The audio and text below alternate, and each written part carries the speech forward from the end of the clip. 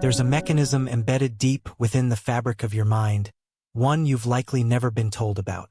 A subtle signal, encoded in the very field of existence, may have been influencing your thoughts, shaping your decisions, and even altering the course of your life without your awareness.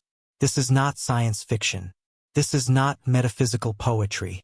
This is the frontier of consciousness science and quantum theory converging. And the implications are staggering.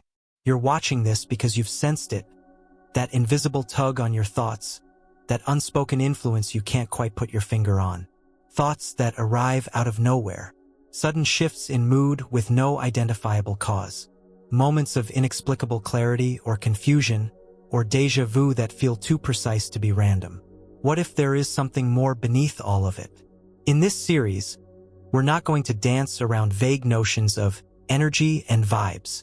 We're going straight into the core, the possibility that a real, quantifiable frequency exists, one that you've been attuned to since birth.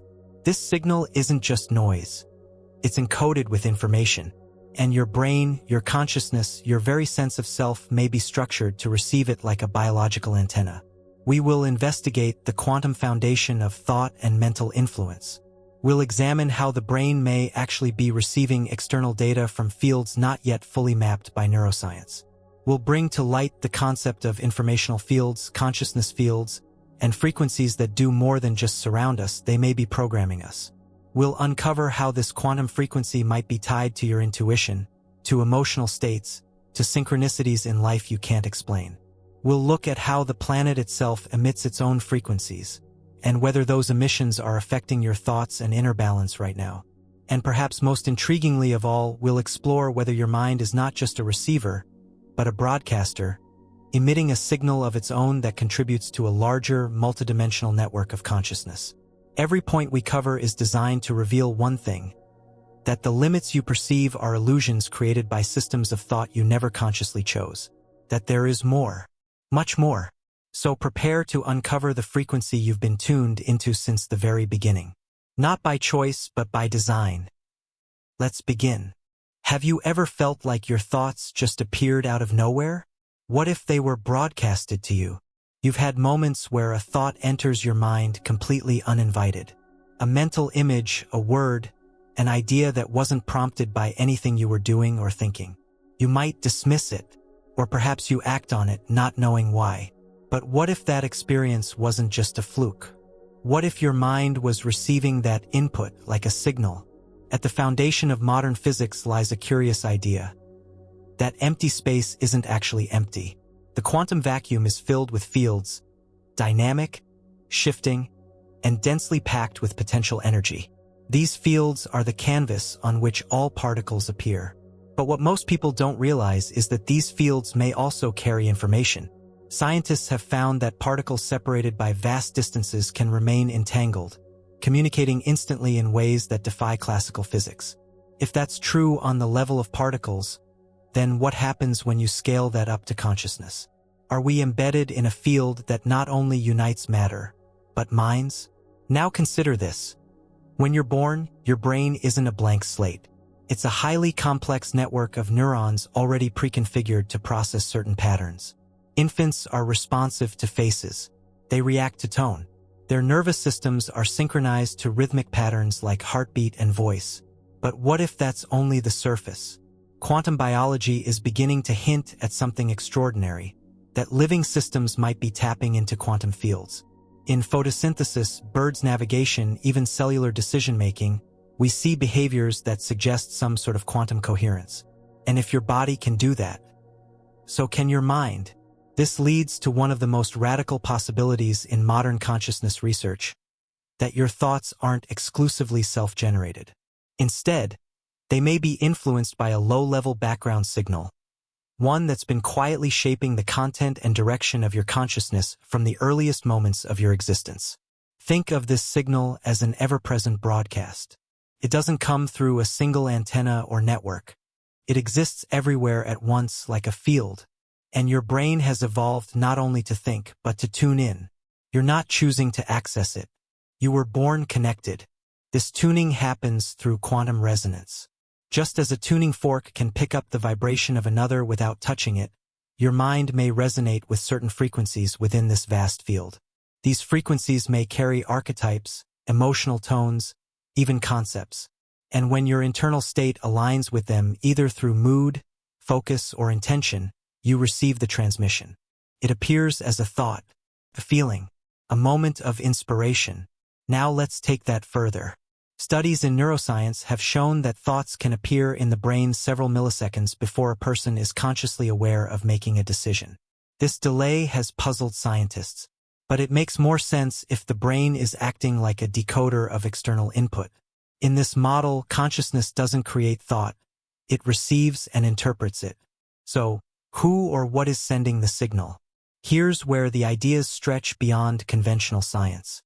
Some theories propose that the quantum field itself carries intelligence, that it's not a passive stage but an active force with purpose. Others suggest that layers of reality beyond the physical, what some call higher dimensions or informational realms, are embedding data into these fields, influencing minds across the spectrum of human experience. There's another layer to this puzzle. Across cultures and times, humans have described similar ideas emerging through ritual, meditation, or altered states. These recurring patterns, the same symbols, insights, and even prophecies, suggest a shared source. That source may not be metaphorical. It may be real, a frequency, a quantum signal permeating all consciousness. The important thing to understand is that you've been tuned into this your whole life, but you haven't been consciously aware of it. And because you haven't been aware, you haven't questioned it. You've assumed your thoughts are entirely your own, your reactions, your opinions, your emotional triggers, but maybe they're not.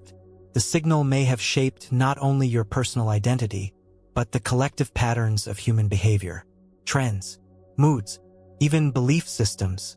If enough people are tuned into the same frequency, their behavior will sync, just like oscillating pendulums aligning over time. And here's the key point.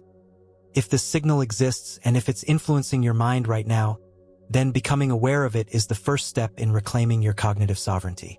Because once you know you're tuned in, you can learn to tune out, or tune differently.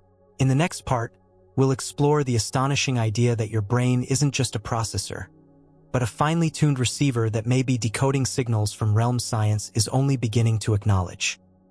Are you ready to question the most basic assumption of your identity, that your thoughts are your own? Let's continue. Could your brain be less like a storage device and more like an antenna? We've been taught that the brain is a storage unit, a central processor, a biological hard drive filled with memories, impressions, and data that accumulates over time. But that model is incomplete and possibly misleading.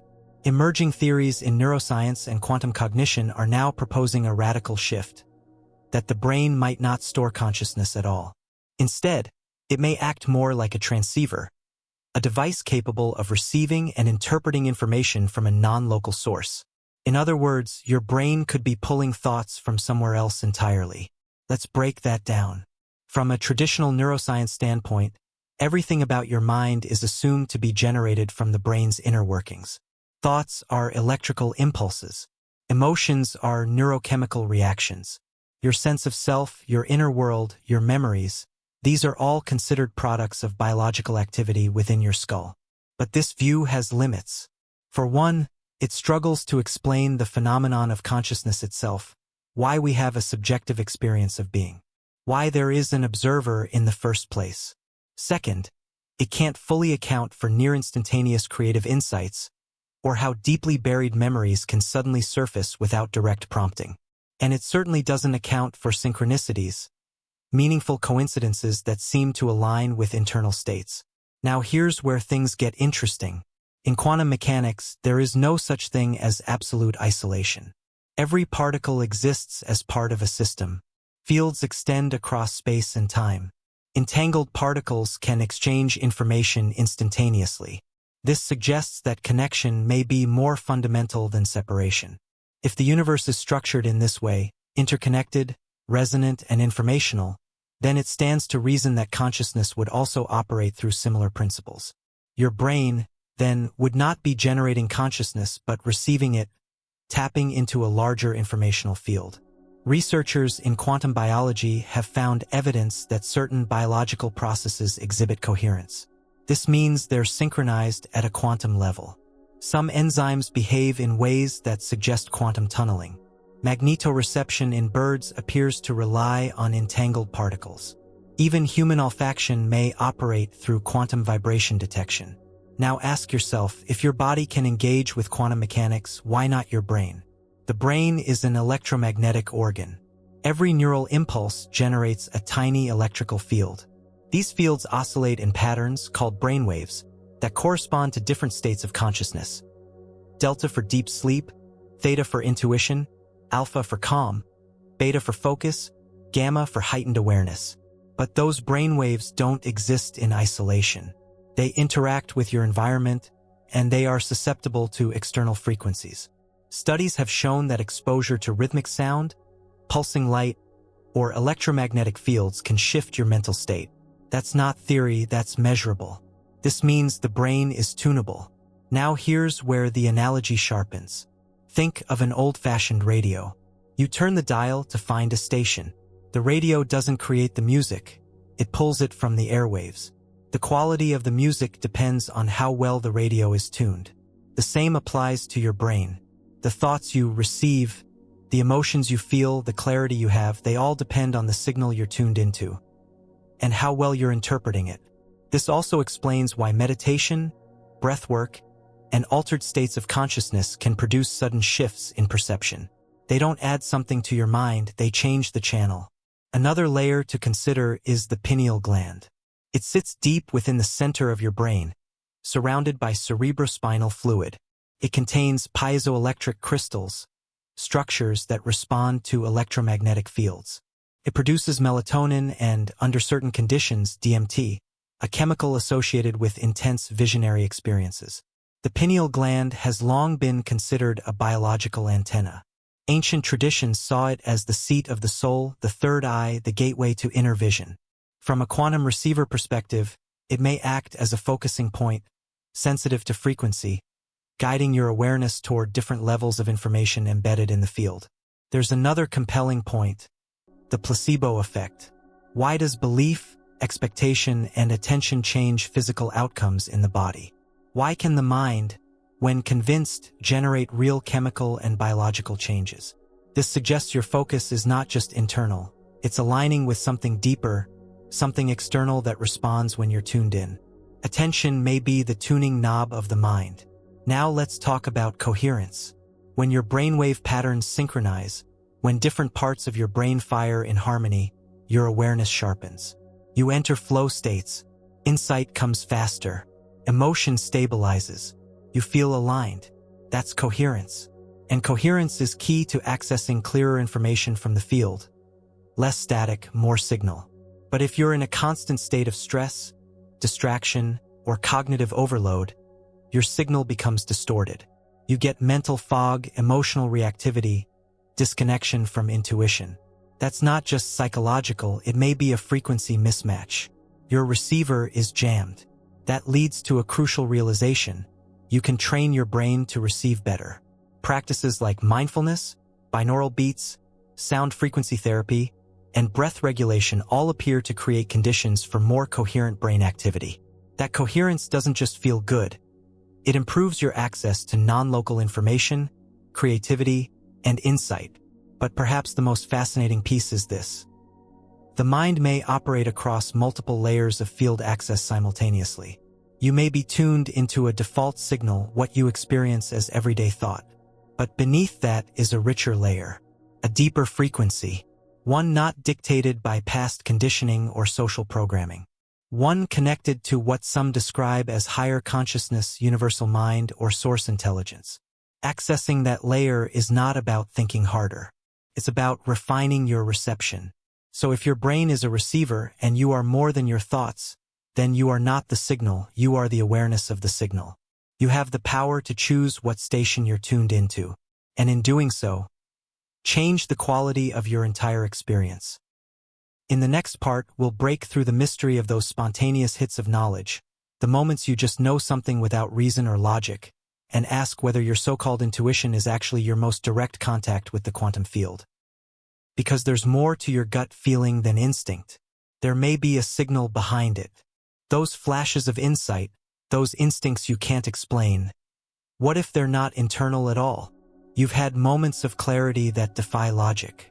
A sudden knowing that something is right or terribly wrong. You couldn't explain it, couldn't trace it back to a conscious thought process, but it felt real. And more often than not, it turned out to be right. These are not just quirks of the subconscious. They are not guesswork or mental shortcuts. These moments of intuition may be the purest evidence that your mind is tuned into something beyond your five senses. Something immediate, direct, and responsive. Here's where it begins to make sense. The traditional understanding of intuition frames it as pattern recognition happening beneath the surface. The brain, through experience, picks up on subtle cues and rapidly processes them without conscious thought. But this only accounts for intuition based on prior exposure, learned behavior, repeated scenarios, emotional conditioning. It does not explain intuitive insights about things you've never encountered, or sudden insights that appear without reference to anything stored in memory. There is another model, one that takes into account the possibility that intuition is not internal computation, but external reception, that what you experience as a hunch, a flash of insight, or a feeling in your gut is actually your consciousness picking up on a frequency embedded in the quantum field. Let's examine how this works. Every part of your being, your nervous system, your electromagnetic field, your brain's oscillatory patterns, is in constant interaction with the environment. But not just the physical environment. The quantum field itself contains fluctuations, vibrations, frequencies, and patterns that exist beneath physical matter. If consciousness is a field, and your mind is capable of tuning into it, then intuition is the signal you receive when your personal frequency resonates with an informational pattern in that larger field. You don't figure it out. You feel it. Now focus on the body's role in this. Gut feelings are not metaphorical. Your digestive system is lined with over 100 million neurons, often called the second brain. This enteric nervous system processes information independently of the brain and is tightly linked to your emotional state. It reacts quickly to stress, anticipation, and shifts in energy long before your mind can make sense of them. That tension in your stomach when you sense danger, that lightness in your chest when something feels right, these are bodily responses to subtle fields you're interacting with. But they are not limited to survival or emotional reactions. They're gateways to a deeper stream of perception, one that bypasses the analytical mind entirely.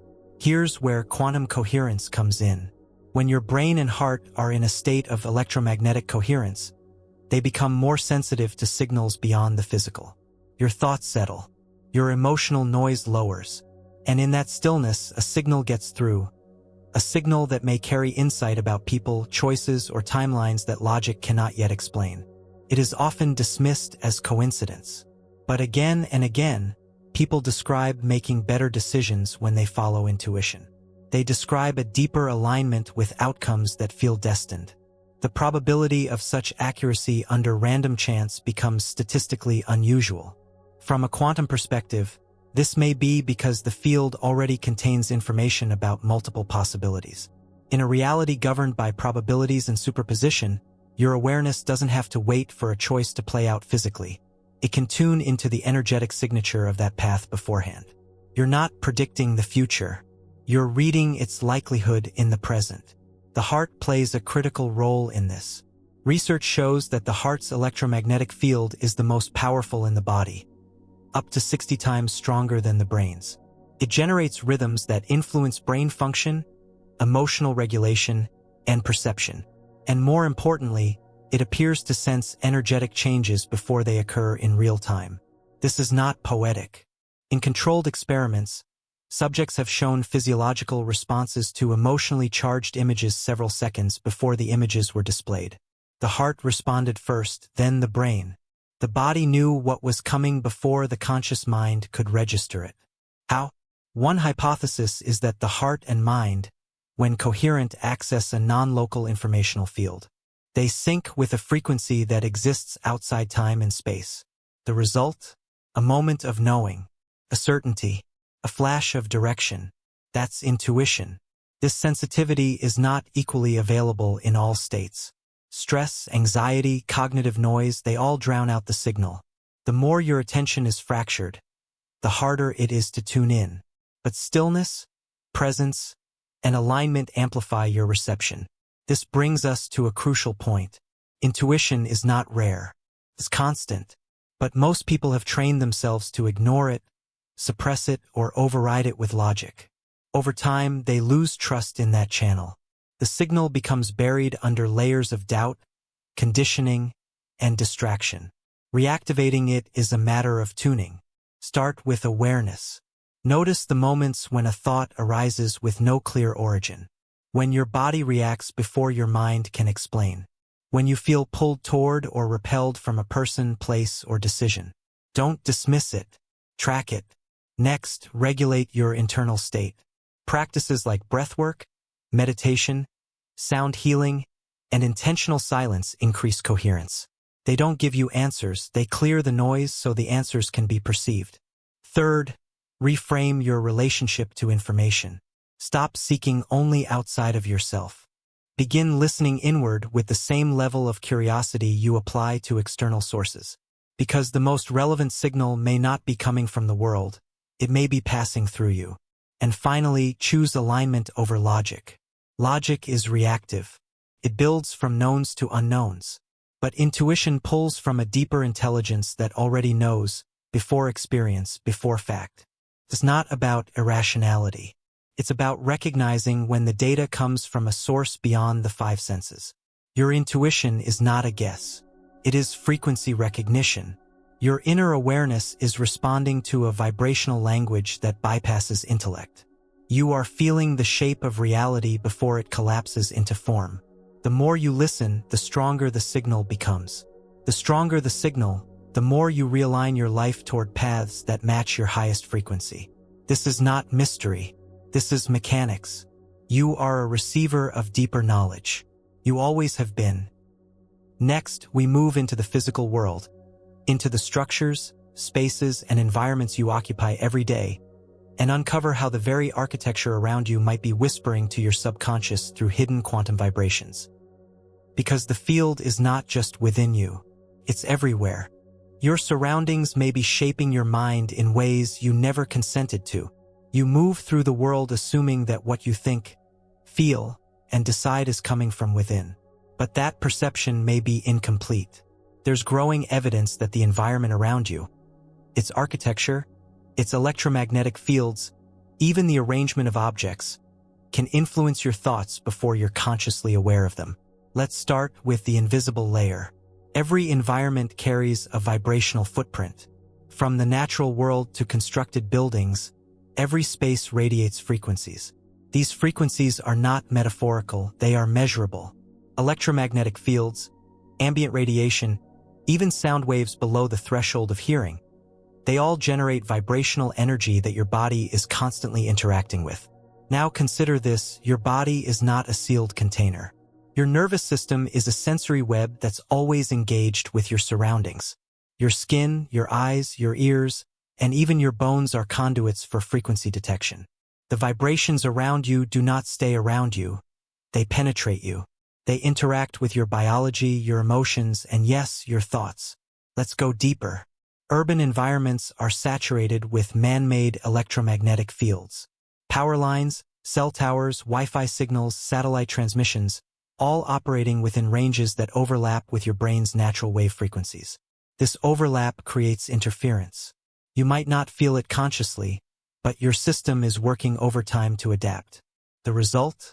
Cognitive fatigue, sleep disruption, increased stress, shifts in mood that seem spontaneous but actually correspond to field fluctuations in your space. In nature, these distortions are less common.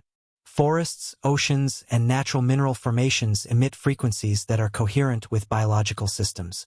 These environments support clarity, focus, and emotional balance. Not by accident, but by resonance. You've experienced this. Think of how your body feels in a quiet forest versus a busy airport. The difference isn't just psychological. The frequency profile of each space is fundamentally different. One harmonizes with your system, the other disturbs it. But frequency influence doesn't stop with physical sensations. It shapes mental processes too. Certain shapes and structures emit subtle vibrational fields, often referred to as shape-induced fields or form radiations. Pyramids, spirals, domes. These designs have been used across ancient civilizations not just for beauty, but for their energetic properties. They influence energy flow, air ionization, and subtle field distribution in the human body. Modern buildings, in contrast, prioritize efficiency and economy. Right angles, synthetic materials, electromagnetic insulation. These choices create dead zones in natural energy flow. The result is a kind of vibrational stagnation. It leads to dullness, disconnection, and even depressive states. Again, not emotional in origin, but environmental. Let's now focus on sound. Infrasound, frequencies too low for human ears to detect, can cause anxiety, nausea, and confusion. These frequencies are often present near industrial machinery, traffic corridors, or poorly designed HVAC systems. They're not consciously noticed, but they subtly disrupt cognitive and emotional stability. On the flip side, certain sound frequencies can bring coherence. Sound therapy, binaural beats, and natural harmonics have been shown to calm the nervous system, improve memory, and elevate mood. Environments that integrate these frequencies support a higher state of awareness. And then there's sacred geometry, spaces constructed with proportion, symmetry, and geometric harmony create resonance within the mind. Sacred architecture, temples, mosques, cathedrals, often evoke awe, peace, and spiritual clarity. That's not just from the symbolism. The structure itself is tuning your field. You don't just think in a space. You think with it. Its frequencies become part of your mental bandwidth. If you live, work, or rest in a distorted frequency environment, your baseline cognition is being altered. And this leads us to a crucial point. The mind is porous. Thoughts can be triggered by environmental cues so subtle they escape perception. Smells, magnetic fields, architectural pressure points, these act like unconscious prompts. You think a thought, but it's not necessarily yours. It was seeded by a frequency interacting with your neural architecture. This opens a serious question. How many of your preferences, habits, and beliefs were cultivated not through free will, but through frequency conditioning in the spaces you inhabit? Now consider the places you spend most of your time. Are they saturated with noise, artificial light, flickering screens, synthetic materials? Or do they offer silence, nature, symmetry, and harmonic sound? The quality of these elements is not just aesthetic. It's neurological, it's quantum, and it doesn't stop at your personal surroundings. Cities themselves emit collective frequencies. The emotional resonance of a place, anger, sadness, rush, joy, is held in its frequency matrix. Large groups of people in motion generate group field dynamics. Emotional states become contagious. You don't just observe stress, you absorb it. But awareness creates choice. Once you realize that your environment is a field of influence, you can start reconfiguring that field. You can introduce harmonizing frequencies, plants, natural materials, sacred geometry, calming soundscapes. You can reduce interference, unplugging and used electronics, removing harsh lighting, eliminating clutter. You can also use intentional sound. Tuning forks, singing bowls, or recorded frequencies can shift the field of a space in real time. These tools don't just change what you hear, they change what your nervous system feels. And remember, you are also emitting frequency. Your presence changes a room. Your emotional state, your coherence, your intention all radiate outward. When you bring clarity into a chaotic space, you anchor stability. You alter the collective frequency signature. The deeper truth is this: you're not passive in this relationship. You're a contributor, an agent. The signal doesn't just affect you, you affect the signal. So ask yourself, what frequencies are you allowing to shape your reality? And more importantly, what frequencies are you choosing to create? Coming up next, we explore a theory that takes this entire idea further. One that suggests that other versions of you in other dimensions are not just theoretical curiosities, but active broadcasters influencing your choices right now. Because frequency does not end at this timeline. transcends reality. The version of you in another timeline might be whispering into your decisions. Reality, as you know it, may not be the only version of your life unfolding. Quantum physics has presented a provocative idea that for every decision, every possibility, the universe branches into alternate outcomes. Multiple realities existing simultaneously, not in imagination, but as mathematically valid possibilities in the quantum landscape. If these alternate versions of reality exist, they're not somewhere far away. They coexist with this one, overlapping in dimensions not accessible to your physical senses, but accessible through frequency. And here's the startling possibility. These parallel versions of you might not be entirely disconnected from your current self. They may be influencing your decisions, your desires, even your intuition through entangled quantum frequencies. Let's begin with a foundation. In quantum mechanics, particles exist in a state of superposition, occupying multiple potential states until an observation collapses them into a single outcome. The observer doesn't just see reality. They participate in its formation.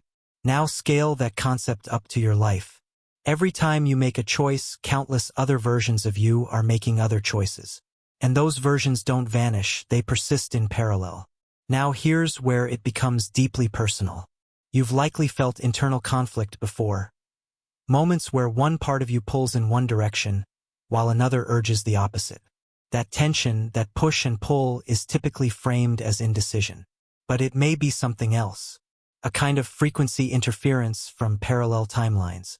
Each version of you emits a vibrational signature based on their experiences, choices, and emotional patterns.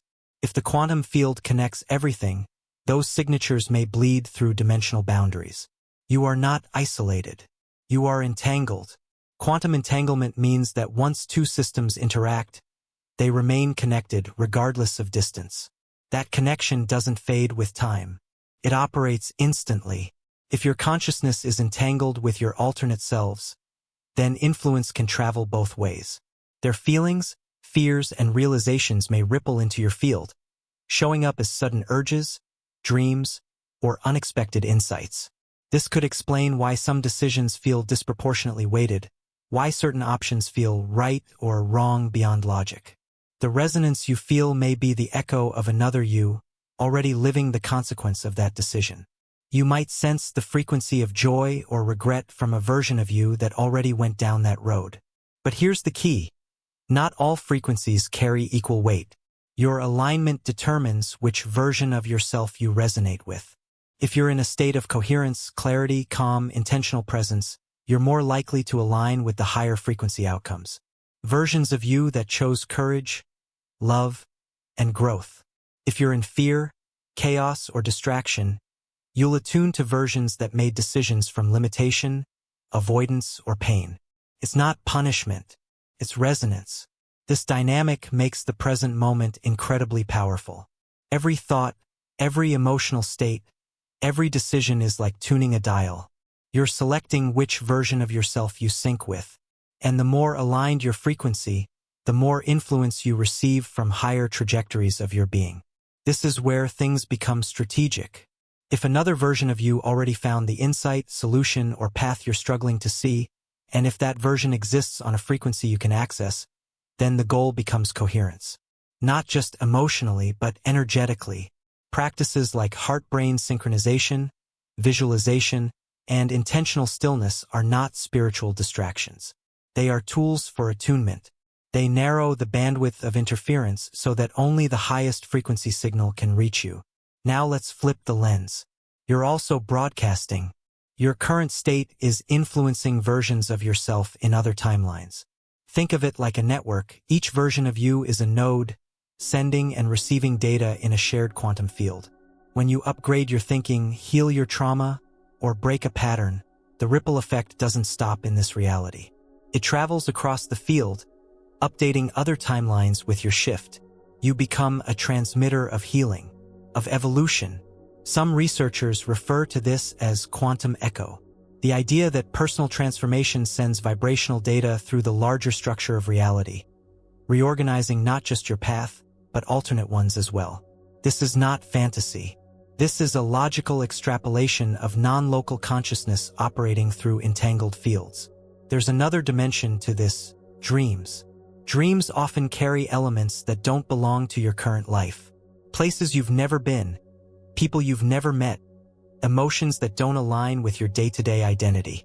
Rather than treating these as symbolic, consider that some dreams are bleed-throughs, frequency overlaps with other versions of you. A transmission from another timeline where a different outcome is playing out. If you pay attention, you may notice recurring themes. Familiar strangers, alternate lives. Those are not random. They are fragments of your expanded self. This leads to an even deeper realization. You are not a single identity moving through time. You are a network of selves, scattered across possibilities, bound by resonance and field dynamics. Each version of you is part of a quantum matrix that feeds into the whole. And you, right here, right now, have the power to influence that matrix by choosing your frequency. So the next time you feel a sudden surge of insight, a pull toward a decision you can't explain, or an unshakable knowing about what needs to change, stop. Ask yourself, is this thought entirely mine? Or is it a signal from a version of me that already knows the answer? That awareness alone changes everything. You become the conscious tuner, the deliberate selector of frequency and reality. And that awareness activates a new level of agency, one where you're not bound by past decisions, but free to receive input from the most aligned version of who you already are.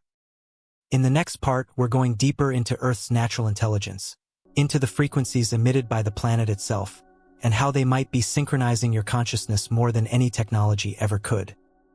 Because sometimes the clearest signal doesn't come from the stars. It comes from right beneath your feet. There is a pulse beneath your feet, a planetary heartbeat that may be synchronizing your mind. You walk on the earth. You live, breathe, sleep, and think while standing upon a sphere moving through space. But beneath the ground, within the atmosphere, and around your body, something subtle is happening. A rhythm, a frequency, not artificial, not digital, but elemental. The planet itself generates a resonance that is measurable, consistent, and biologically significant. It's called the Schumann Resonance, a low-frequency electromagnetic pulse that exists in the space between the surface of the Earth and the ionosphere. And here's where things become truly fascinating. This resonance aligns almost perfectly with the frequencies of your brain. Let's explore that connection. The Schumann resonance is most often measured around 7.83 Hz, although it fluctuates slightly depending on solar activity and atmospheric conditions. This frequency sits right in the middle of the alpha brainwave range, which is associated with relaxed awareness, mental clarity, and meditative states. That's not just coincidence. It suggests something deeper, something primal. Your brain didn't develop independently of Earth's electromagnetic field. It evolved within it. Every human nervous system has been exposed to the Schumann resonance from the moment of conception. It's not external background noise. It's a constant informational field, a kind of natural metronome syncing with the rhythms of human consciousness. Now take this idea further. When your brainwaves are in the alpha range, around 8 to 12 Hz, you experience flow states, intuitive insight, and a sense of being connected. You feel present, centered, aligned. It's the opposite of stress. In that state, thinking is fluid, perception sharpens, and the boundary between self and environment softens. In other words, when you're most attuned to yourself, you are most attuned to the Earth. The Schumann resonance might not just be influencing your mind, it might be helping stabilize it. In modern society, this natural alignment has been disrupted. Most people live in artificial environments, surrounded by high-frequency electromagnetic fields. Wi-Fi routers, smartphones, power lines all emit fields in the megahertz and gigahertz ranges. That's millions of times higher than your brain's optimal rhythm. Your biology was not built for that.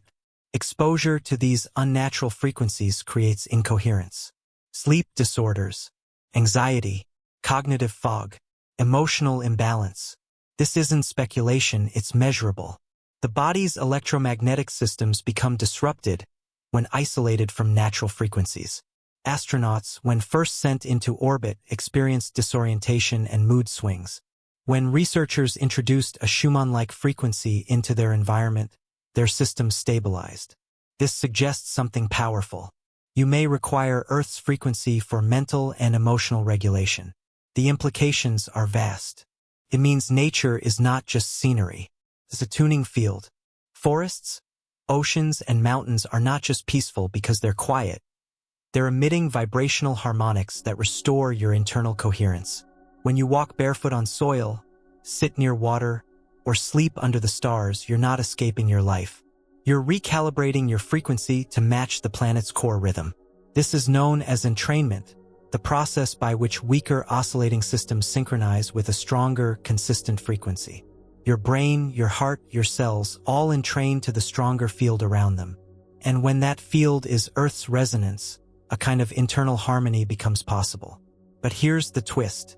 The Earth's resonance is not static.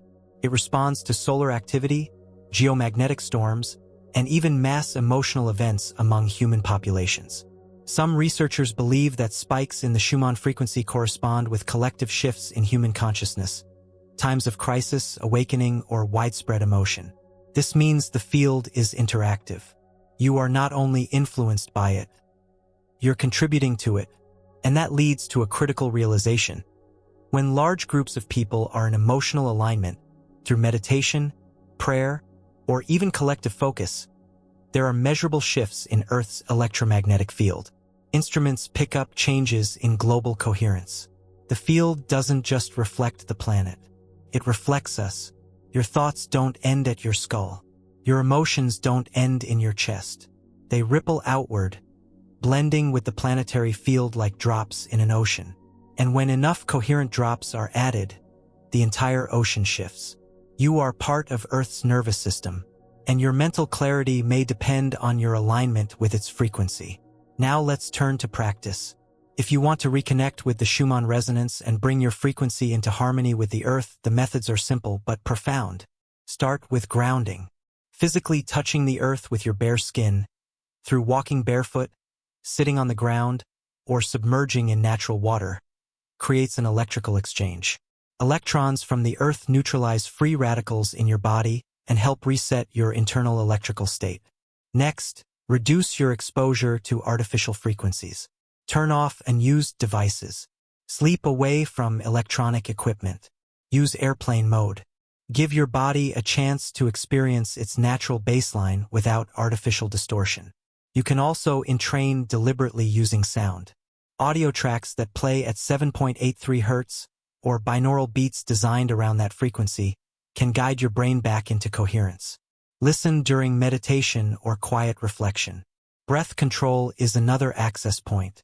Slow, rhythmic breathing calms the nervous system and encourages alpha brainwaves, bringing you closer to Earth's pulse. And above all, spend time in nature. Not occasionally, but regularly. It's not a luxury, it's maintenance for your mind. Because your thoughts are not generated in a vacuum. They are part of a larger ecological system of vibration, energy, and resonance. And when your frequency is out of sync with that system, dissonance follows. Not just mentally, but in your life. But when you return to the Earth's rhythm, the static clears. Intuition sharpens. Calm returns. And you remember something vital. You were never meant to think apart from nature. You were designed to think with it. Coming up next, we confront the polarity of this hidden frequency landscape, the sounds and signals that elevate, and the ones that distort, confuse, and control.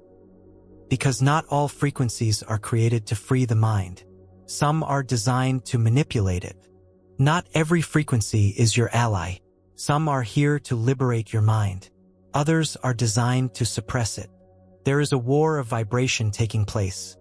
Subtle, constant, and largely unnoticed. It's not fought with weapons, but with waves. Not with commands, but with frequencies. And every day you are caught in the middle of that battle. The frequencies you absorb determine more than just your mood.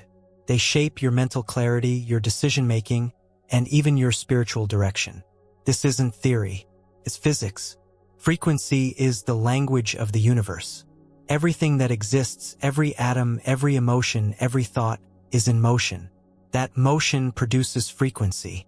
And frequency is not neutral. It can organize and it can destroy. can awaken potential and it can suppress truth. Let's begin with the ones that heal. Natural frequencies, those found in nature, music, and living systems, tend to promote coherence. Coherence means the parts of your system are working in alignment. Your heart rhythm, brainwaves, and nervous system are synchronized. In this state, energy flows smoothly, thought is clear, intuition rises, stress dissolves. You feel connected to something larger. One frequency often cited is 432 Hz. Found in ancient instruments and sacred music traditions, this tone is believed to mirror the vibrational structure of natural systems, the golden ratio, planetary resonance, and human DNA. Music tuned to 432 Hz feels grounded, expansive, and emotionally rich. Not because of personal preference, but because of biological compatibility. Then there's the solfeggio scale, a set of frequencies used in Gregorian chants and ancient spiritual practices. Each tone is associated with a specific energetic effect. For example, 528 Hz is linked to DNA repair and emotional healing. 639 Hz supports harmonious relationships. 963 Hz activates a connection to higher states of awareness. When you listen to these frequencies, your system begins to entrain to them. Your internal rhythms shift. You start to resonate with the vibration of balance. But now we must confront the other side. Not all frequencies are created with your well-being in mind. In fact, some are designed to disrupt, to fragment, to control. Let's start with something seemingly innocuous: the tuning of modern music. In 1953, the global standard for musical pitch was set at 440 Hz. While it may seem arbitrary, some theorists argue that this shift from the traditional 432 Hz was not just a musical choice, but a calculated move to separate music from its natural harmonics. Music tuned to 440 Hz can feel slightly tense, agitating, or sterile. It lacks the warmth and natural resonance of 432 Hz. Is it a coincidence? Or was there intention behind disrupting global frequency exposure? Now expand your awareness beyond music. Think of the constant hum of fluorescent lights, the screech of industrial machinery, the high-pitched frequency emitted by some digital screens and smart devices. These tones operate below conscious perception, but they create long-term stress in the nervous system. Your body may ignore them consciously, but your subconscious does not. Your system is always listening. Now consider frequencies used in media and marketing. Pulsing rhythms, fast-cut editing, and compressed sound all serve a purpose. Not to calm or center, but to hijack attention. They overstimulate the nervous system, pushing the brain into beta or even high beta states associated with stress, fear, and compulsive thought. In that state, you are more reactive, more suggestible, more vulnerable to influence. This is not accidental. Frequencies are used to create entrainment, even when the content itself is unrelated. Rapid rhythms trigger a stress response. Deep bass can induce anxiety. Sharp treble tones agitate the auditory system. It's not about what's being said. It's about how your body is being tuned while it's said. This leads to one of the most disturbing aspects of frequency manipulation: emotional control. Just as healing frequencies can bring peace, disruptive frequencies can embed fear, anger, and confusion. During wartime, governments have experimented with sound-based psychological warfare. Certain low frequencies, like infrasound between 5 and 20 Hz, can induce panic, disorientation, and paranoia. These frequencies are not heard. They are felt. And while such tactics may seem far from daily life, similar effects may be happening in your home.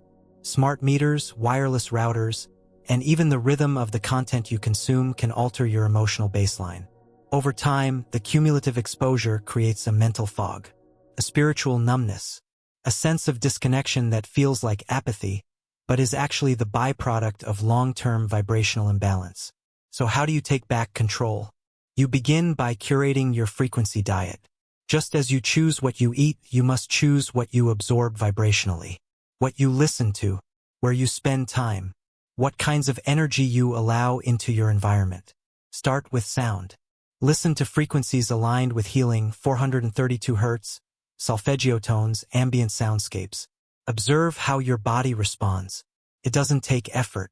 The shift is felt naturally, subtly, and deeply. Limit your exposure to background digital noise. Turn off devices when not in use. Keep electronics out of your bedroom. Reclaim silence. Real silence, not the absence of sound, but the absence of interference. Next, integrate sound intentionally. Play coherent frequencies during work, rest, and meditation. Let the space around you become a vessel for healing. Then examine your environment. Does your space feel sharp or chaotic? Or does it feel warm and resonant? Add natural materials. Remove unnecessary electronics. Introduce objects that emit or reflect calming frequency, crystals, singing bowls, water features. And most importantly, examine your own output. You are a frequency generator. Your thoughts, your voice, your emotions, all emit vibration. When you speak from fear, you create dissonance. When you think in cycles of anxiety, you become a transmitter of fragmentation. But when you anchor into stillness, intention, and clarity, you generate a coherent field that extends outward, calms others. It changes the environment. You are never just absorbing frequency. You are always contributing to the field. And here's the ultimate truth. The power to heal, to protect, and to awaken is already within your field. You don't need to fight disruptive frequencies, you need to override them. Coherence is stronger than chaos. Harmony is louder than distortion. And the moment you become conscious of what you're resonating with, you step into mastery. Coming next, we explore one of the most misunderstood organs in the human body. A structure that may not be just a gland, but a cosmic interface. Because the most powerful tuning device in your brain isn't used in thinking. It's used in receiving. There's a gateway inside your brain, a biological device designed not just for hormones, but for receiving frequencies beyond space and time. At the geometric center of your brain lies a small, pinecone-shaped structure called the pineal gland. Most know it as the body's regulator of melatonin, a hormone tied to sleep-wake cycles. But that's only the surface function. Ancient cultures, mystics, and even early scientists have long suspected something much more profound. This gland may not just regulate circadian rhythms. It may tune your consciousness. Let's begin with the basics. The pineal gland sits between the two hemispheres of the brain, nestled within a part of the brain called the epithalamus. It's bathed in cerebrospinal fluid and is one of the few areas of the brain that is not isolated by the blood-brain barrier. This gives it a unique vulnerability and sensitivity. Biologically, the pineal gland produces melatonin in response to darkness, helping regulate sleep patterns. But it also contains structures that are piezoelectric, meaning they generate electrical charge when exposed to mechanical stress or electromagnetic fields. That quality makes it incredibly reactive to subtle vibrational changes in the environment. In simpler terms, the pineal gland may be a biological antenna. Ancient civilizations didn't need MRI machines to recognize this. Egyptian symbolism often depicted the Eye of Horus, a shape nearly identical to the sagittal cross-section of the brain and pineal region. In Eastern traditions, it's known as the third eye, a center of insight, inner vision, and higher perception. Indigenous shamans, yogis, and mystics across time have all pointed to this gland as a bridge between physical and spiritual realities. Now ask yourself, why would cultures with no contact, spanning continents and centuries, all highlight the same structure as the seat of higher consciousness? Because the pineal gland is exquisitely sensitive to frequency. It has tiny calcite crystals inside it, structures that may function similarly to those in the inner ear, which detect vibration. These crystals are thought to be able to vibrate in response to electromagnetic fields. If that's true, then the pineal gland may be capable of perceiving or resonating with frequencies outside the range of normal sensory input. This opens a gateway to understanding non-ordinary states of consciousness. Mystical visions, intuitive downloads, lucid dreams, and out-of-body experiences often correlate with changes in pineal activity. Whether through deep meditation, sensory deprivation, sound resonance, or endogenous chemical release, the pineal gland appears to activate in moments when the normal sensory world is quieted, and another layer of perception becomes available. One substance associated with this is DMT, dimethyltryptamine.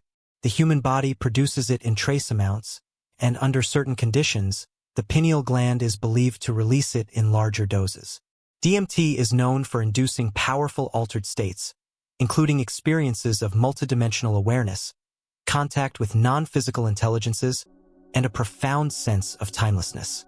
But these are not hallucinations in the traditional sense. Many who experience this state report consistent geometry, universal archetypes, and coherent information, suggesting a shared informational field that the mind is tuning into rather than creating from within. That tuning may be the role of the pineal gland. It's not about seeing visions or escaping reality. It's about accessing layers of information embedded in the quantum field, information that your ordinary senses cannot perceive. When the pineal gland is activated and coherent, you begin to access those layers directly. The thoughts you receive become richer. Insight becomes immediate. You feel connected to something beyond the body, beyond language, beyond identity. But here's the problem. In modern life, the pineal gland is often compromised. It is highly susceptible to environmental toxins, particularly fluoride, which accumulates in the gland more than in any other part of the body. This leads to calcification, hardening that interferes with its function. Add to that chronic stress, artificial lighting, digital stimulation, and electromagnetic pollution, and you have a recipe for total disconnection from the gland's higher tuning capacity. Most people's pineal glands are offline, but they don't have to stay that way. There are methods, grounded, practical, and accessible, to restore and activate the gland's original function. These methods don't require belief. They require attention. Start with light regulation. The pineal gland is highly light-sensitive. Expose yourself to natural sunlight in the morning to reset your circadian rhythm. Avoid blue light in the evening. Let the darkness trigger natural melatonin production. This alone begins to recalibrate the gland's baseline rhythm. Next, reduce fluoride intake. Switch to fluoride-free toothpaste. Filter your water with a system that removes inorganic fluoride. Your pineal gland will thank you. Introduce pineal-clearing nutrients. Iodine, magnesium, raw cacao, boron, and chlorophyll-rich greens support decalcification and detoxification. These are not exotic solutions. They're simple and effective. Now focus on sound frequency. Tones like 936 Hz and 963 Hz are associated with pineal activation. Use them during meditation. Let them vibrate through your skull. The gland responds to resonance more than logic. You can also use darkness therapy. Extended time in pure darkness stimulates melatonin and may trigger higher states of awareness. Indigenous traditions often included vision quests in caves or dark huts for this reason. Without light, the inner senses awaken. And finally, practice stillness. Meditative stillness is not the absence of thought. It's the tuning of awareness. As you quiet the mental noise, the signal from the quantum field becomes clearer. The pineal doesn't require effort. It requires space. What emerges from this process is not fantasy. It's coherence. You begin to perceive life differently. Patterns become obvious. Synchronicities increase. Dreams gain clarity. Decisions feel guided rather than forced. You don't gain new knowledge. You remember what you already knew. Because the pineal gland may not be storing consciousness. It may be streaming it, like a cosmic receiver, picking up frequencies that connect you to the blueprint of your soul, to the intelligence of the universe, to the memory of who you really are beneath conditioning. And the clearer the signal, the more your reality begins to reflect it. Up next, we explore the other side of this equation, not the frequencies you receive, but the ones you emit. And how your own thoughts may be affecting not just your life, but the people and world around you. Because you are not just a receiver, you are a transmitter. Every thought you have generates a signal, and that signal doesn't stay inside your head. You've heard that thoughts become things, that what you focus on, you attract. But beneath the metaphysical slogans lies a deeper truth. Your thoughts are not abstract ideas floating in a vacuum. They are electromagnetic impulses, vibrations, that produce real, measurable frequencies. And those frequencies radiate beyond your body. Let's get specific. Each time you have a thought, neurons in your brain fire in a pattern. This firing produces an electrical current. That current, in turn, generates a magnetic field. These electromagnetic fields extend outside your skull, measurably. Instruments like magnetoencephalography, MEG, devices have confirmed this. Your brain broadcasts signals constantly. Now here's what's most important. The frequency of those signals isn't random. It's shaped by your emotional state, your level of coherence, and the intention behind the thought. A thought saturated in fear produces a jagged, incoherent frequency. A thought grounded in gratitude or love generates a harmonious, stable wave. So you're not just thinking thoughts, you're transmitting frequencies. This turns the traditional model of cause and effect inside out. Most people assume their reality causes their thoughts. But what if it's the other way around? What if your thoughts, through the frequencies they emit, are organizing your experience of reality? This is where the idea of the quantum field becomes crucial. The field is not just a concept from physics. It is the invisible matrix through which all matter and energy interact. And just as a tuning fork can make another vibrate across the room, your thoughts can resonate with patterns in the field, pulling people, situations, and experiences that match your frequency. Your life doesn't reflect your desires. It reflects your dominant vibrational signal. This isn't about thinking positively in the abstract. It's about the vibrational tone of your habitual thoughts. For example, a person who says, "I want abundance," while internally feeling lack will emit a frequency of scarcity, not wealth. The field responds to the frequency, not the words. Now let's scale this further. Your thoughts don't just affect you. They interact with the emotional fields of others. Human hearts produce the most powerful electromagnetic field in the body, up to 60 times stronger than the brain's. When you're near someone, your fields overlap. If you're in a state of inner conflict, agitation, or anxiety, others feel it, even if you don't say a word. We call this vibe, but it's more than intuition. It's literal resonance. Now consider groups. When people gather with shared intention, especially in coherent emotional states like meditation, compassion, or unified purpose, they generate a collective field. This field can become powerful enough to affect the physical environment. Studies from organizations like the HeartMath Institute show measurable drops in violence, increased coherence in electromagnetic readings, and emotional shifts in surrounding areas when groups practice synchronized intention. Your thoughts contribute to a collective atmosphere. They shape the emotional and energetic climate of your home, your community, and beyond. This brings us to a fundamental realization. Your inner world is not private. It is public in frequency. Every judgment you hold, every loop of self-doubt, every burst of love or compassion, each sends ripples through the field.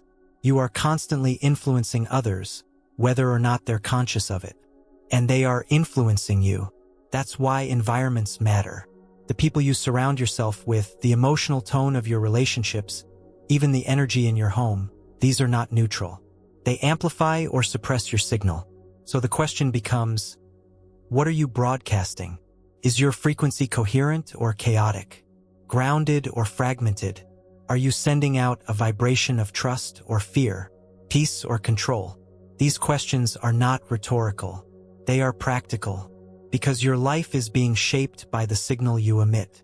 This leads to an empowering insight. You can change your broadcast, not by forcing thoughts, but by shifting state. When your emotional state shifts, your frequency changes instantly. That's why gratitude is so powerful. It's not just a nice idea, it's a recalibration. When you feel gratitude, your brain and heart enter coherence. The signal you emit becomes stronger, clearer, more organized, and the field responds. Here's how to apply this. First, become aware of your dominant inner state. Notice the recurring emotional tones throughout your day. Are they expansive or contracting? Empowered or anxious? Second, create pause moments. Interrupt reactive thought loops. Take 5 deep breaths. This breaks the automatic pattern and gives you access to choice. Third, shift into coherence. Use a memory, a sound, a sensation that opens your heart. Let the feeling of peace or gratitude build. Hold it. This isn't about pretending. It's about tuning. Fourth, pair that state with focused thought. Visualize not just what you want, but how it feels. Anchor the thought in frequency. Let the signal become a beacon, not just for manifestation but for alignment. And finally, understand this. You are always manifesting. The question is not whether you are creating reality. The question is whether you are doing it consciously. Your frequency doesn't just shape outcomes, it shapes your perception of those outcomes. A person living from fear can't see opportunity. A person anchored in trust sees possibility everywhere.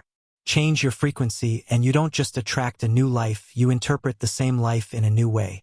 This is not just mental. It's electromagnetic. It's quantum.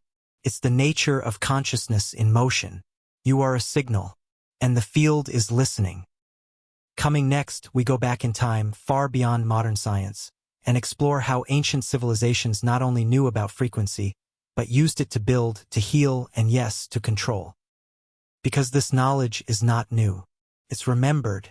Long before modern physics, ancient civilizations were tuning reality with sound, shape, and vibration. This isn't a recent discovery. The idea that frequency influences consciousness, matter, and human potential has been known for thousands of years. Only now is science beginning to rediscover what ancient cultures embedded into their architecture, rituals, and healing systems. Let's go back, way back. Look at the great monuments of the ancient world. The pyramids of Giza, Stonehenge, the temples of Angkor Wat, the ziggurats of Mesopotamia. These structures weren't built randomly. They were designed with mathematical precision, aligned with celestial bodies, and constructed using proportions that reflect the geometry of the natural world. But beyond their visual grandeur, they were acoustic and energetic instruments. The Great Pyramid, for example, isn't just an architectural feat, its internal chambers resonate at specific frequencies. When sound is generated in these chambers, standing waves form, creating a kind of vibrational amplification. The materials used, granite with high quartz content, are piezoelectric. That means they convert pressure into electrical energy. These were not tombs. They were frequency machines. Ancient Egypt held a deep reverence for sound. Priests used vowel tones to resonate specific energy centers in the body. The Djed pillar, symbolizing stability, was said to be raised using sound. The Ankh, often seen in the hands of deities, was more than a symbol. It was believed to be a tuning device, connecting the human body to cosmic harmonics. In India, the Vedic traditions encoded frequency into mantra and meter. Sanskrit chants weren't just poetic, they were vibrational formulas. Each syllable corresponded to an energetic quality. Recited with precision, they altered the consciousness of the speaker and the field around them. The Om mantra, often called the sound of creation, vibrates around 432 Hz, a tone found in ancient musical instruments, sacred architecture, and even planetary orbits. That's not coincidence. It's resonance. The ancients didn't guess at this. They experienced it. In Chinese tradition, sound and frequency were tied to medicine. The 5 elements were associated with specific tones, and musical instruments were crafted to balance internal organ systems. Healing was sonic, not just physical.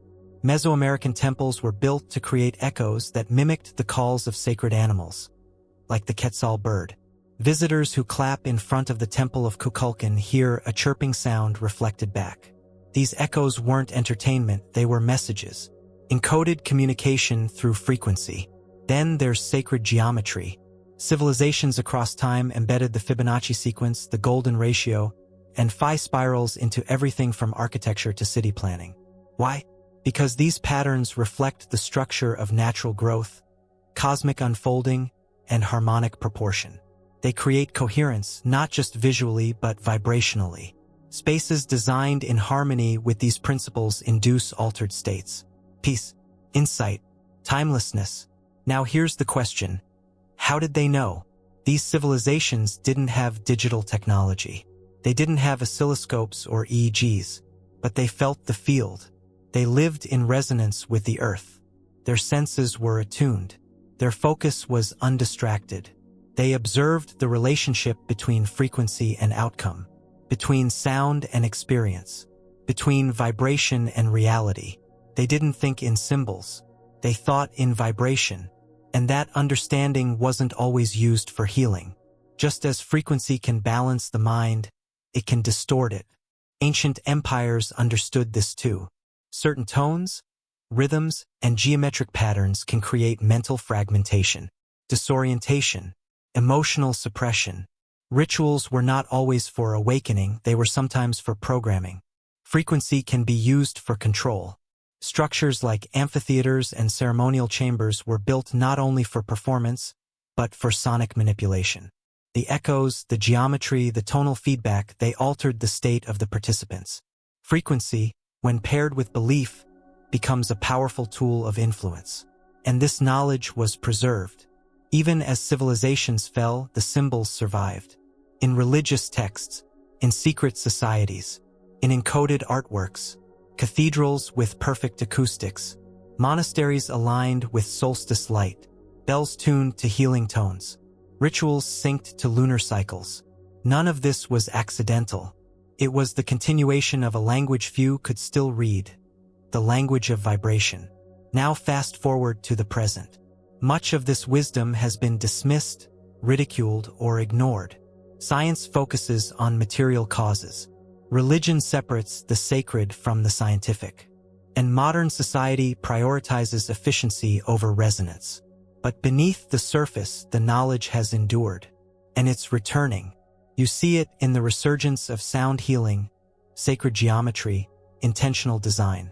You feel it in the growing sensitivity to energy, to space, to unseen influence. What was once hidden is now being remembered, not as superstition, but as precision. Because the truth is, ancient wisdom was not primitive. It was advanced. It operated from the understanding that reality is frequency, that thought is vibration, that space can be tuned, that consciousness can be shaped by pattern, sound, and proportion. And most importantly, that you are the most powerful tuning instrument ever created. Your voice, your thoughts, your movement, your intention, all of these are expressions of frequency. When aligned, they activate resonance. When disharmonious, they create interference. The ancients knew this. They lived it. Their temples weren't just places of worship. They were calibration chambers. Their chants weren't just songs. They were codes.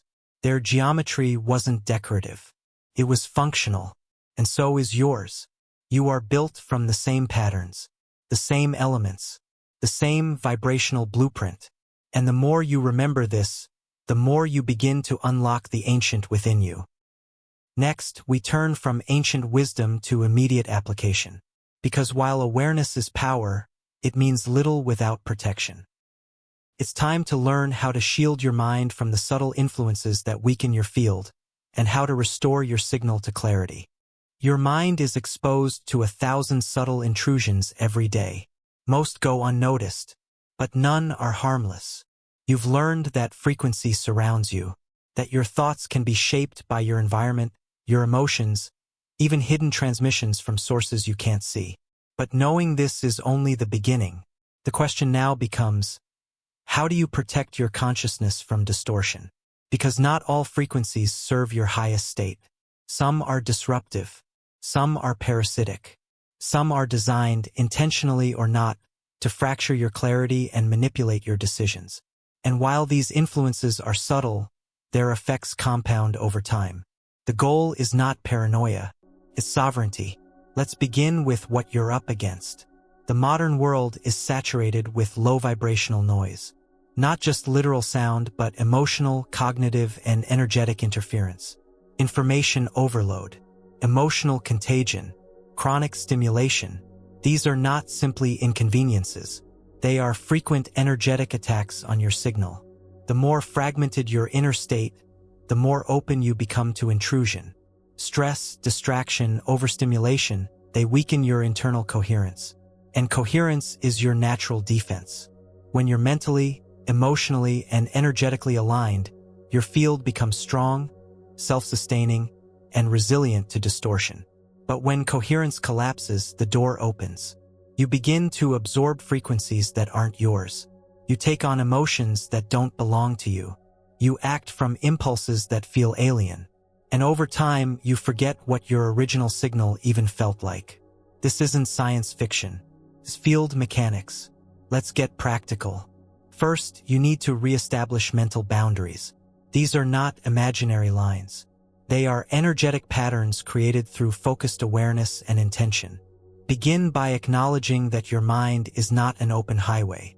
You have the right and the ability to filter what enters. Start your day by declaring a mental field of clarity. This is not ritual. It's recalibration. Say something as simple as, only frequencies aligned with truth, clarity, and harmony may enter my space. Feel the weight of those words. Speak them with conviction. The field listens to coherence, not volume. Next, reduce electromagnetic interference. You don't have to eliminate technology. You need to create space from it. Keep electronics out of your bedroom. Turn off Wi-Fi when you sleep. Use airplane mode. Let your biofield experience time away from constant pulsing signals. Your nervous system will recalibrate naturally. Now turn inward. Your breath is one of the most powerful shielding tools available.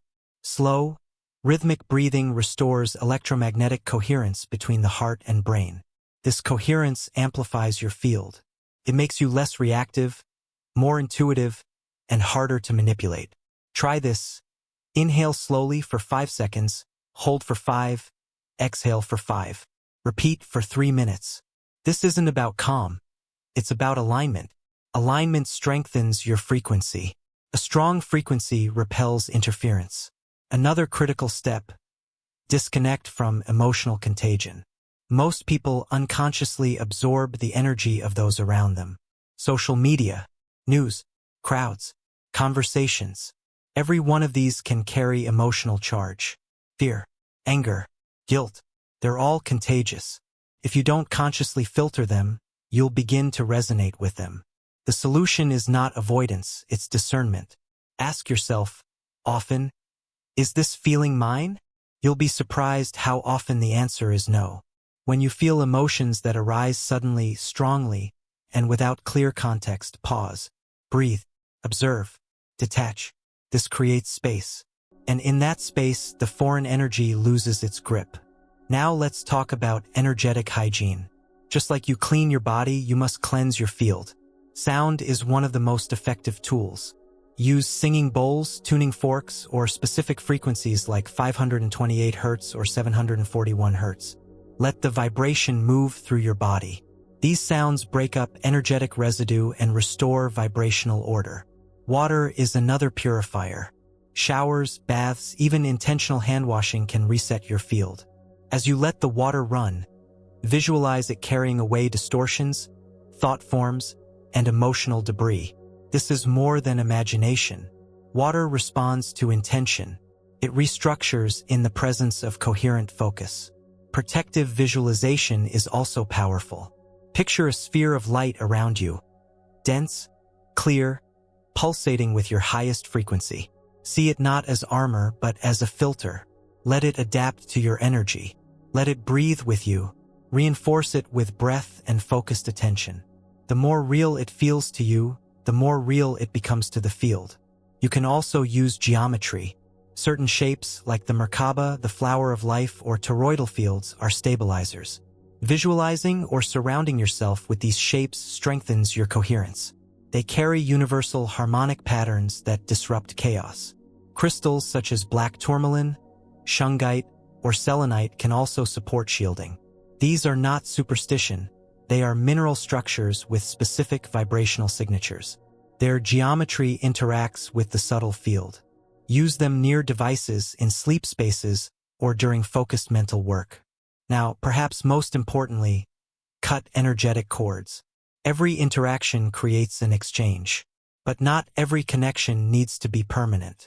When you think obsessively about a person, a situation, or a memory, especially one that drains you, there may be a lingering energetic cord. These cords tether part of your field to an external source. Cutting them is not about rejection. It's about liberation. Use intention and visualization. Picture the connection. See it. Acknowledge it. Then, with clarity and grace, sever it. Reclaim your energy. Return theirs. Say aloud, I release all that is not mine. I call back all that is mine. Mean it. And finally, reconnect. Because shielding is not about isolation. It's about alignment. Once your field is clear, connect to something greater than yourself. Nature, source, earth, the quantum field of pure potential. Fill the cleared space with coherence, with presence, with love. This is what keeps distortion out, not walls but frequency. Because when you resonate at your natural, elevated state, lower vibrations can't touch you. Not because you're avoiding them, but because you're no longer matching them. You don't shield through fear. You shield through mastery. Now, you've cleared interference. You've remembered the field. But there is one final step. The activation of your unique signature frequency, the key that unlocks your most powerful reality. Because knowing the field is one thing. Becoming the signal is another. The most powerful frequency isn't around you. It's within you, and it's been waiting to be turned on. All along this journey, you've been uncovering the hidden frequencies shaping your thoughts, your emotions, your choices.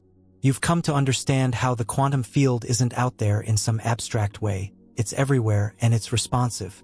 You've seen how your brain, heart, and pineal gland operate like multidimensional instruments. You've learned to shield your mind, to tune out distortion, to become coherent in a chaotic world. But now it's time to move from awareness into activation. Because there is a unique frequency that belongs to you and only you. Not your genetics, not your personality, not your voice or your face. Deeper than all of that is a vibrational signature, an energetic code. When this frequency is activated, your thoughts become clear. Your choices align. Your presence becomes magnetic. Your perception sharpens. And your reality begins to organize itself around your highest potential. Let's begin with a fundamental truth. The field doesn't respond to words. It responds to coherence. And coherence begins with the alignment of thought, emotion, and intention. When you think one thing, feel another, and act from a third, your signal is scattered. But when all three harmonize, your field locks into power. This is the moment you stop reacting to reality and start generating it. This internal harmony is not something you wait for. It's something you practice. Let's get practical. Start with a quiet space. Breathe slowly. Bring your attention to your heart. Not in metaphor, but in sensation. Feel it beating. Let your breath and your awareness sink. This isn't relaxation. This is calibration. Now think of a moment, any moment that made you feel powerful. Not ego powerful. Soul powerful. A moment of realness, of clarity, of presence. Feel it again. Let the emotion rise. Anchor it in your heart. This is your access point. From this space, ask one simple question. What frequency is mine? Don't expect a sentence or a picture. Just feel. You may sense a tone, a pulse, a wave. You might see a color. You might hear nothing at all, but something shifts. The thinking mind quiets. The awareness deepens. This is your signal coming online. Next, bring to mind a version of yourself you've never fully stepped into. The version that trusts, creates, speaks, moves, and loves without fear. This isn't fantasy. This is already real in the field. See that self. Feel it. Breathe as them. Think as them. This isn't make-believe. This is frequency matching. As you hold this state, your quantum field begins to shift. You are telling the field, this is the pattern I am choosing. You are sending a clear, unwavering frequency. And the field does what it always does. It mirrors you. Now hold it longer. Let the energy expand. That expansion is not imagination. It's a mission. You are now broadcasting your inner quantum frequency. And here's the key. The longer you stay in that state, the more your outer world begins to reorganize around it. Opportunities that match your frequency begin to appear. Relationships realign. Old patterns collapse. And it's not because you manipulated the external. It's because you retuned the internal. This is not manifestation as wishful thinking. This is resonance as reality generation, and it requires repetition. The activation of your inner frequency is not a single event. It's a daily choice, commitment to coherence, a discipline of energy, and over time that choice becomes effortless. It becomes natural, because your field remembers, your cells remember, your consciousness returns to its native rhythm. This is when things get interesting. You'll begin to notice your intuition strengthening, not as guesses, but as knowing. Your energy will affect others before you speak. Synchronicities will increase, not as signs to follow, but as confirmation of alignment. Life won't feel random. It will feel orchestrated, because it is, by you. But here's something deeper. When you activate your frequency, you don't just change your life. You change the collective field. You become a stabilizer, a lighthouse, a transmitter of clarity in a world overwhelmed by distortion. Your signal becomes a permission slip for others to rise. And without saying a word, you remind people who they are. So don't look outside for authority. Don't chase answers in noise. Don't shrink to fit systems designed to mute your signal. You are the frequency. You are the signal. You are the portal between the quantum field and this physical plane. And you were never meant to tune into someone else's pattern. You were meant to broadcast your own. Thank you for walking through this entire journey. Now it's your turn. Don't just learn this.